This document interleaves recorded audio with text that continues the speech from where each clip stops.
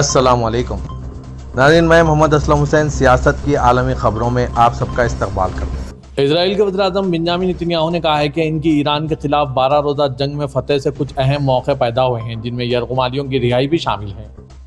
फ्रांसीसी खबररसां इदारे AFP के मुताबिक उन्होंने आज यरूशलेम में सिक्योरिटी हुकाम से खिताब करते हुए कहा कि ईरान के खिलाफ फतह के बाद कई रास्ते खुले हैं, जिनमें से सबसे पहला यरगुमालियों की रिहाई का है। बेंजामिन नेतन्याहू ने फ़लस्तीन के अस्करियत पसंद ग्रुप के खिलाफ जारी मुहिम का हवाला देते हुए कहा है कि यकीनन हमें हमास को शिकस्त देने के लिए गाज़ा का मामला भी हल करना होगा और मेरा अंदाज़ा है कि हम ये दोनों मकासद हासिल कर लेंगे। बाद अज़ां यरगुमालियों के रिश्तेदारों की नुमाइंदगी करने वाले ग्रुप की जानिब से इस बयान का खैर मकदम किया गया। एक मुश्तरका बयान में 20 माह के बाद बिलाखिर यरगुमालियों की वापसी को वज़ीर-ए-आज़म की अवलीन तरजीह करार देते हुए इत्मीनान का इज़हार किया गया। बयान के मुताबिक ये बहुत अहम बयान है जिसको ऐसे जामे मुआहदे में तब्दील होना चाहिए कि तमाम बाकी 50 यरगुमालियों की वापसी हो और गाज़ा में जंग बंदी हो जाए। फ़लस्तीन के अस्करियत पसंद ग्रुप ने 7 अक्टूबर 2023 को इसराइल पर हमले के वक्त 251 अफराद को यरगुमाल बनाया था, जिनमें से 49 के बारे में ख्याल जाहिर किया जा रहा है कि वो जिंदा है, जबकि इजरायली हुकाम को यकीन है कि इनमें से 27 मारे जा चुके हैं।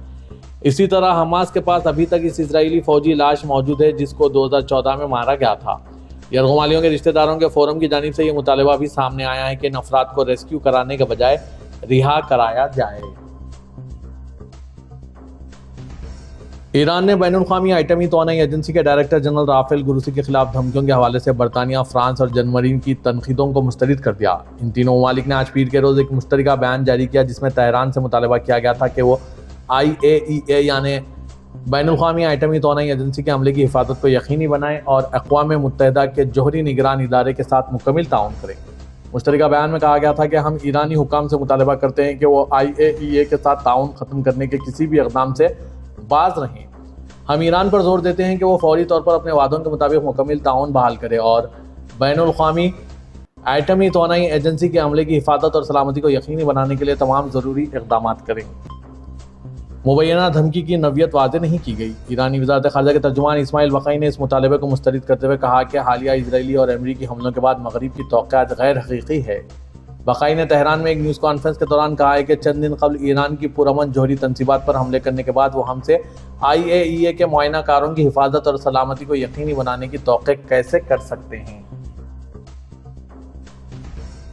अमेरिकी सदर डोनाल्ड ट्रंप ने ईरान के साथ किसी भी किस्म के मुज़ाकरात की खबरों की तरदीद करते हुए कहा है कि इनकी इंतज़ामिया ना तो ईरान के साथ बातचीत कर रही है और ना ही किसी किस्म की मदद की पेशकश कर रही है। सहाफ़ियों से बात करते हुए डोनाल्ड ट्रंप ने यह भी दावा किया कि अमेरिका ने ईरान की जोहरी तनसीबात को मुकम्मल तौर पर ख़त्म कर दिया। इनका यह बयान एक ऐसे वक्त में सामने आया जब चंद रोज़ कबल इनकी इंतज़ामिया ने निजी तौर पर ईरान को सिविलियन जोहरी तोनाई प्रोग्राम की हिमायत के लिए $30 अरब तक रसाई देने का ख्याल पेश किया था। गुज़िश्ता रोज़ ट्रंप ने इन खबरों को मुस्तरद करते हुए इन्हें जाली करार दिया था। इत्तलात के मुताबिक इनकी इंतज़ामिया के अरकान ने ईरान को जोहरी तोनाई के पुरअमन मंसूबे के लिए माली मदद या तकनीकी मदद फराहम करने के मुतबादिल पर गौर किया था, जो कशीदगी को कम करने की कोशिश का हिस्सा है।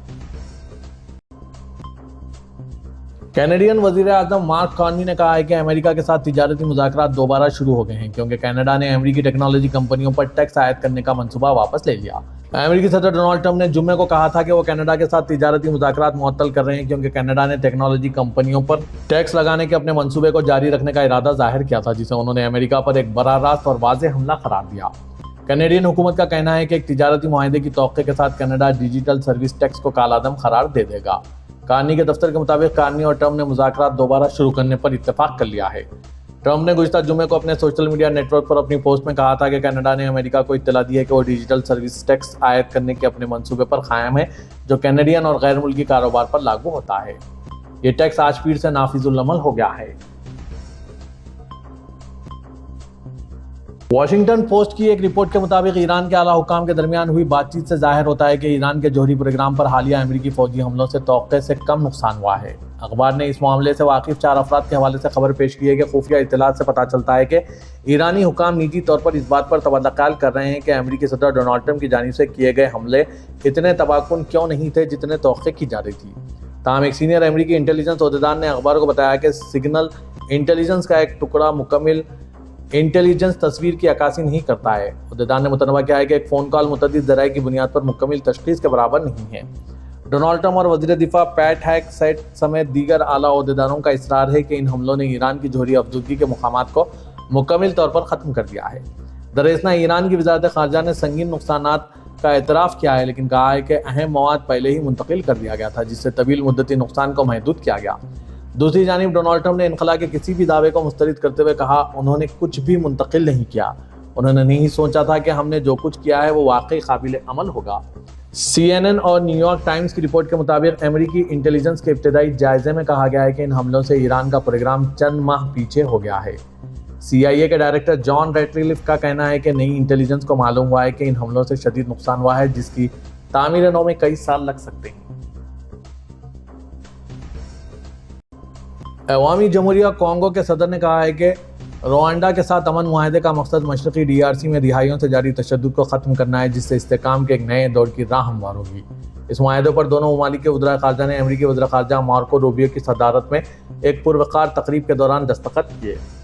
بیلجیم سے DRC کی آزادی کی 65ویں سالگرہ کے موقع پر آج پیر کے روز نشر ہوئی ایک تقریر میں فلیکسی شیسکیڈی نے کہا ہے کہ ہماری قوم کے لیے استحکام، تعاون اور خوشحالی کے ایک نئے دور کا راستہ کھل گیا۔ اس سے قبل روبیو نے دونوں ممالک کے درمیان امن معاہدے پر دستخط کے موقع پر social media platform X پر ایک تصویر پوسٹ کی تھی۔ انہوں نے کہا کہ آج میں نے DRC اور روانڈا کے درمیان امن معاہدے پر وزارتی دستخط کی میزبانی کی، جس سے گریٹ لیکس کے خطے میں 30 سال سے جاری تنازع کا خاتمہ ہوا۔ پورٹس کی مضبوط قیادت اور سر ایڈوائزر AF کی مسلسل کوششوں سے انڈر سیکریٹری پی اور امریکہ نے اس تاریخی معاہدے تک پہنچنے کے لیے دونوں فریقوں کو اکٹھا کیا اور ہم اس کے مکمل نفاذ کی حمایت کے لیے پرعزم ہیں۔ جنوبی یورپ رواں موسم گرما کی پہلی شدید لہر کا سامنا کر رہا ہے۔ اٹلی، اسپین، یونان، پرتگال اور فرانس میں درجہ حرارت 40 ڈگری سیلسیس سے تجاوز کر گیا۔ اس صورتحال کے بعد صحت کے حوالے سے تنبیہات میں اور جنگلاتی آگ کے خطرے میں اضافہ ہو گیا ہے۔ پرتگال کے دارالحکومت لسبن میں درجہ حرارت 42 ڈگری سیلسیس تک پہنچنے کی پیش گوئی کے بعد آج ملک کے 2/3 حصے کو ہائی الرٹ کر دیا گیا۔ قومی موسمیاتی سروس نے ملک کے بیشتر حصے میں شدید جنگلاتی آگ کے خطرے کی بھی وارننگ جاری کی۔ اسپین موسمیاتی ایجنسی نے جاری کردہ خصوصی الرٹ میں خبردار کیا ہے کہ خاص طور پر جنوبی شہر سیویلا میں جہاں درجہ حرارت بھی 42 ڈگری سیلسیس تک پہنچ گیا، شدید اور بدستور گرم درجہ حرارت کمزور افراد کے لیے سنگین خطرہ بن سکتا ہے۔ ایران سے ملک بدر ہو کر افغانستان پہنچنے والے ہاجر شادمانی کے خاندان نے گرمی اور گرد و غبار میں گھنٹوں انتظار کیا۔ ان کے پاس چند سوٹ کیس ہیں اور باقی سب کچھ ایران میں رہ گیا۔ فرانسیسی نیوز ایجنسی AFP کے مطابق 19 سالہ ہاجر شادمانی اور ان کا خاندان ان ہزاروں لوگوں میں شامل ہے جو اسلام قلعہ بارڈر سے افغانستان آئے۔ طالبان حکام اور اقوام متحدہ کے مطابق ان کی اکثریت کو ایران چھوڑنے پر مجبور کیا گیا۔ حاجر شادمانی کے والدین 40 سال قبل ایران ہجرت کر گئے تھے اور وہ وہیں پیدا ہوئے تھے، لیکن ان کا کہنا تھا کہ اس ملک نے ہمیں کبھی قبول نہیں کیا۔ ایران کے شہر شیراز میں پولیس ان کے گھر آئی اور ملک چھوڑنے کو کہا، جس کے بعد ان کے پاس کوئی راستہ نہیں تھا، لیکن افغانستان بھی ان کے لیے اجنبی ہے۔ انہوں نے کہا کہ ہمارا یہاں کچھ بھی نہیں۔ ایرانی یونیورسٹیوں نے انہیں قبول نہیں کیا اور طالبان نے خواتین کی تعلیم پر پابندی لگا رکھی ہے، تو ایسے میں ہاجر کی تعلیم غیر معینہ مدت کے لیے رک گئی۔ افغانستان کے صوبے برات میں اسلام قلعہ بارڈر مصروف رہتا ہے، لیکن ایران کی طرف افغان شہریوں کو 6 جولائی تک ملک چھوڑنے کی ڈیڈ لائن کے بعد بہت زیادہ رش ہو گیا۔ اقوام متحدہ کے ادارے برائے مہاجرین کے مطابق صرف جون میں 2,30,000 افراد نے سرحد عبور کیا ہے۔ اسرائیل کے وزیر خارجہ گیڈیون سار نے آج پیر کے روز کہا کہ مقبوضہ گولان کی پہاڑیاں کسی بھی ممکنہ امن معاہدے میں اسرائیل کا حصہ بنی رہے گی۔ یروشلم میں ایک پریس کانفرنس سے خطاب کرتے ہوئے گیڈیون سار نے کہا ہے کہ کسی بھی امن معاہدے میں گولان اسرائیل کی ریاست کا حصہ ہے۔ یہ وہ علاقہ ہے جسے اسرائیل نے 1967 میں شام سے قبضے میں لیا تھا اور بعد میں اس کو ملک میں ضم کر لیا۔ تاہم اقوام متحدہ نے اس الحاق کو کبھی تسلیم نہیں کیا اور یہ علاقہ مقبوضہ کہلاتا ہے۔ خادم حرمین شریفین شاہ سلمان بن عبدالعزیز آل سعود اور ولی عہد و وزیر اعظم شہزادہ محمد بن سلمان بن عبدالعزیز آل سعود نے جمہوریہ کانگو کے صدر فلیکس اینتوان چیسکیڈی چیلومبو کو ان کے ملک کے یوم آزادی پر مبارکباد پیش کی۔ سعودی پریس ایجنسی کے مطابق سعودی قیادت نے کانگو کے صدر کو تہنیتی پیغام روانہ کیے۔ سعودی قیادت نے کانگو کے صدر کے نام روانہ کیے گئے مکتوب میں کہا ہے کہ ہم آپ کے لیے صحت و عافیت اور خوشحال زندگی اور کانگو کے لیے مزید ترقی و کامرانی کی امید رکھتے ہیں۔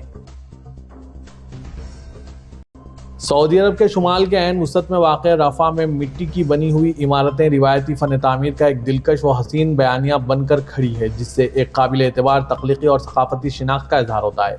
سعودی پریس ایجنسی کے مطابق یہ تعمیرات قدیم ماضی کی کہانی سناتی ہے، جس میں روایتی فن تعمیر میں اختراع و ایجاد کو مجسم علامت بنا دیا گیا ہے اور جس کی مدد سے لوگ اپنی زمین سے جڑتے ہیں۔ رفح کی یہ عمارتیں مملکت کے سب سے اہم سیاحتی راستوں پر واقع اور ثقافتی میراث کو قدرتی ماحول کے ساتھ جوڑ دیتی ہے۔ مٹی سے بنی یہ عمارتیں ایک نسل کی یادداشت کا زندہ ریکارڈ ہے جسے فن تعمیر کی تفصیلات نے محفوظ کر دیا ہے۔ یہ عمارتیں ہر اس فرد کے لیے ایک پرکشش منزل کا درجہ رکھتی ہے جسے تاریخی، تہذیبی، تمدنی میراث اور روایتی ہنر میں دلچسپی ہے۔ ان عمارتوں کی تعمیر میں مقامی طریقوں کو اختیار کیا گیا تھا جس میں قدرتی میٹیریل جیسے مٹی، پتھر، لکڑی اور پام کے تنے اور چوڑے پتے استعمال کیے گئے تھے۔ اس زمانے کی تعمیر کا ڈیزائن مقامی ماحول سے مطابقت رکھتا ہے کیونکہ شدید گرمی اور سخت سردی میں بھی ان عمارتوں کے اندر کا درجہ حرارت متوازن رہتا ہے۔ سعودی محکمہ ٹریفک نے متعدد خلاف ورزیوں پر مختلف شہروں سے 5598 موٹر سائیکلیں ضبط کی۔ سابق ویب سائٹ کے مطابق 22 جون 2025 سے 28 جون 2025 تک مختلف شہروں سے موٹر سائیکلیں ضبط ہوئی ہے۔ محکمہ ٹریفک نے کہا ہے کہ سب سے زیادہ موٹر سائیکلیں ریاض ریجن میں ضبط ہوئی ہے جن کی تعداد 3366 ہے۔ دوسرے نمبر پر جدہ ہے جہاں سے 745 موٹر سائیکلیں ضبط کی گئی۔ محکمہ ٹریفک نے کہا کہ مدینہ منورہ میں 654، مکہ مکرمہ میں 413، مشرقی ریجن میں 97، طائف میں 81 اور عسیر میں 86 موٹر سائیکلیں ضبط کی گئی ہے۔ محکمہ ٹریفک نے کہا کہ ٹریفک قانون کی خلاف ورزی پر موٹر سائیکلیں ضبط ہوگی اور یہ کسی بھی حال میں ناقابل واپسی ہے۔ پاکستان کے صوبے خیبر پختونخوا کے سیاحتی مقام ضلع سوات کے دریا میں سیاحوں کے ڈوبنے کے بعد تمام پکنک اسپاٹس پر حفاظتی اقدامات کو یقینی بنانے کے لیے حکومت کی جانب سے سخت اقدامات کیے جا رہے ہیں۔ 27 جون کو سوات بائی پاس کے قریب دریا میں 18 سیاح سیلابی ریلے میں بہہ گئے تھے اور صرف 4 افراد کو ہی زندہ نکالا جا سکا۔ ضلع سوات کے سیاحتی مقامات کالام، بحرین، مدین اور مینگورہ میں دریا کے کنارے سیاحتی پوائنٹس کو بند کر دیا گیا ہے جبکہ دریا کے کنارے قائم تجاوزات کے خلاف بھی کارروائی شروع کر دی گئی۔ مینگورہ بائی پاس کے قریب دریا کے کنارے قائم ہوٹلوں اور تفریحی گاہوں کو مسمار کر دیا گیا ہے۔